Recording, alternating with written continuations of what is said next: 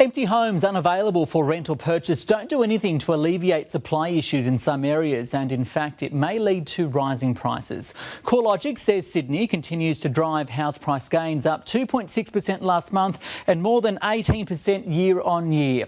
On an annual basis, Melbourne and Canberra also performed well, and around the country the median dwelling price sits at $570,000, a 1.4% rise last month and more than 11% annually. There is no stopping the growth in Australian property prices. The strongest annual rate of growth since the middle of 2010. Low interest rates, along with migration and population growth, are fueling demand. So too are investors. About 55% of new lending in New South Wales, about 48% in Victoria. Foreign buyers are back. A recent NAB report said they accounted for nearly 11% of all new property purchased in the December quarter.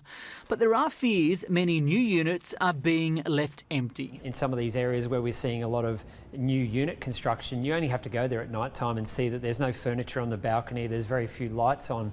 So clearly a lot of these properties are being left vacant. My rudimentary research suggests it could be as much as 200,000. That's in Sydney alone, according to real estate agent Douglas Driscoll, although there is no official statistical measurement. I speak and deal with many other real estate professionals across the city, as indeed developers. And again, you know, I speak to them on the coalface, as it were, and that's probably predominantly where my evidence comes from. A lot of those properties might be used part-time. The Real Estate Institute's Malcolm Gunning says it may include empty nesters with properties outside of the major cities and even Airbnb operators. Foreign investors will often buy the property and have their students occupy, or their student children occupy it for 6 months of the year.